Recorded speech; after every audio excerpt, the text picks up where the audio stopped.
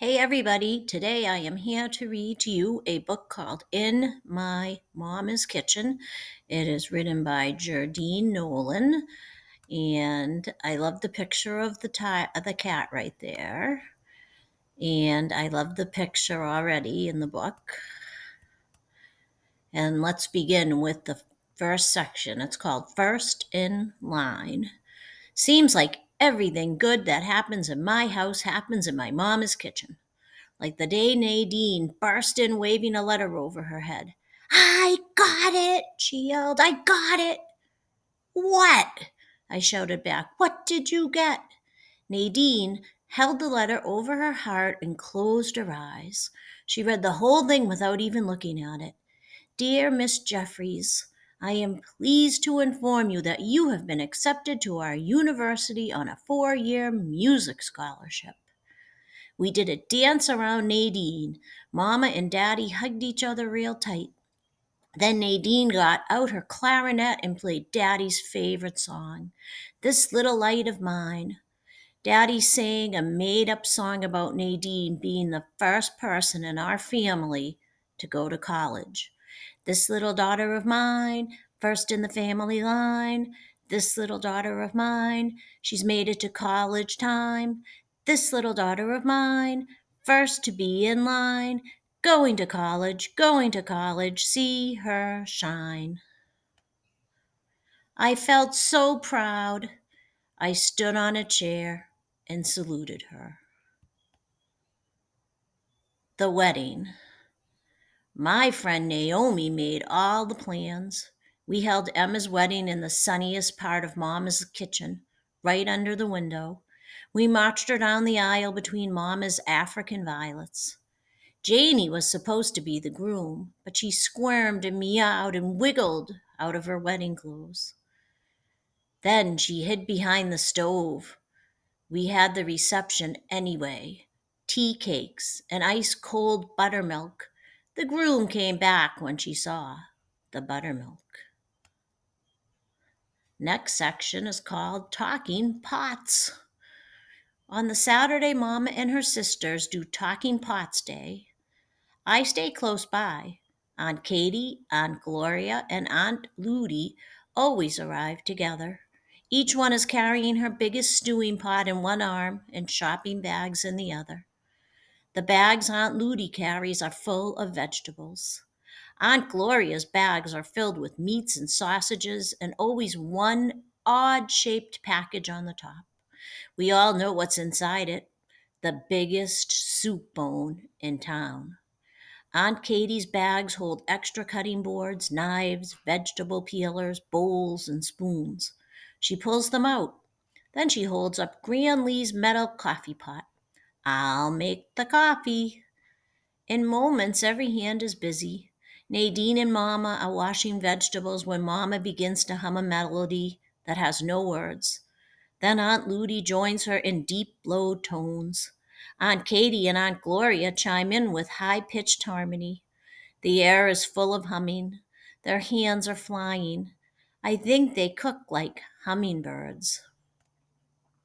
Just as easy as the music started, it turns to talk. Remember the time you told me the insides of the human body smelled like fresh pineapple? Aunt Ludi asks as a carrot peelings fly into her bag. I got laughed right out of 7th grade science class that day. Remember how Mama always bragged about the way I chop onions? Says Aunt Gloria as her knife cut chunks on the cutting board. Always minced so nice and fine and never a tear. She sighs, shaking her head. How about that time you made my Easter dress on the sewing machine, Nell? Aunt Katie, seeding tomatoes, says to Mama. Not one of you had the heart to tell me the hem was 4 inches longer in back than it was in front. I couldn't figure out why Reverend Taylor looked at me so funny when he shook my hand. All day the kitchen is busy and full and cozy. Even the African violets are blooming just like my aunt's. Great Aunt Caroline. When Great Aunt Caroline comes to spend her 95th birthday with us, Daddy was glad. I wasn't. Why do we always have to be so quiet around Great Aunt Caroline? I asked Mamma. She's very old, Mamma said. That didn't seem like a very good reason to me. Great Aunt Caroline wasn't used to cats, so Janie had to sleep in the basement. Great Aunt Caroline wasn't used to children underfoot, so Naomi couldn't come over. And Great Aunt Caroline always sat in my chair and called it her chair. She was still sitting there while I cleared the table one morning. Henry, her walking stick, rested on her lap.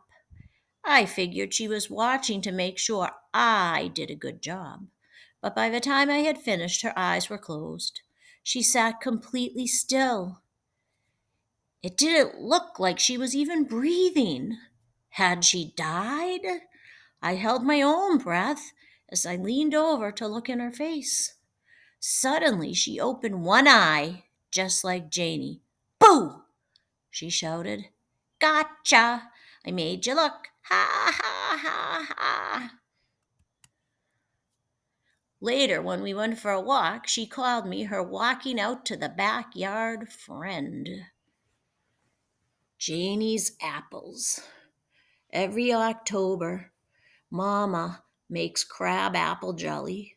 I wash the apples, Nadine peels them, Mama cooks them, and we all fill the jars. It gets pretty busy, so usually Janie hides behind the stove. Usually, but not this time. This time she marched into the middle of the kitchen and jumped on top of a basket of apples.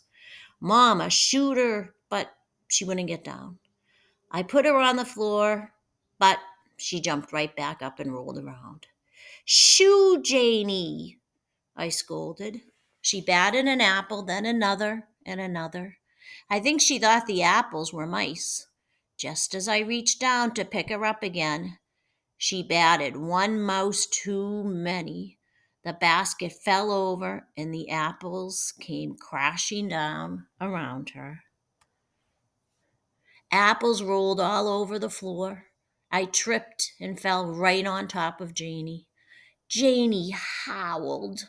Mama dropped a pot of water. Nadine screamed and grabbed for the mop. By then, Janie was frantic. She ran around the kitchen, but she kept running into apple baskets. She knocked every single one over. Then she slid through the puddle of water and crashed into the wall.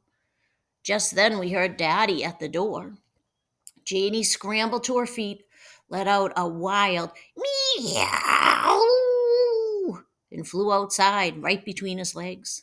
He stared after her. Then he stared at the mess in the kitchen.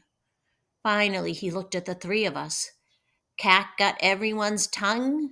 He asked. And we all burst out laughing.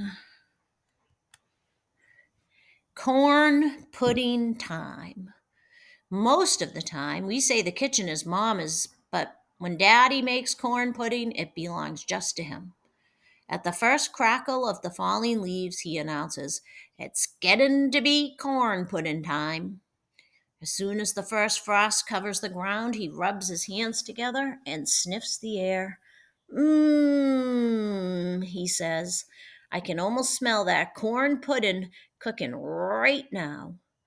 By the time the pumpkins have all become sagging jack-o'-lanterns and pumpkin pies, Daddy has taken over the kitchen.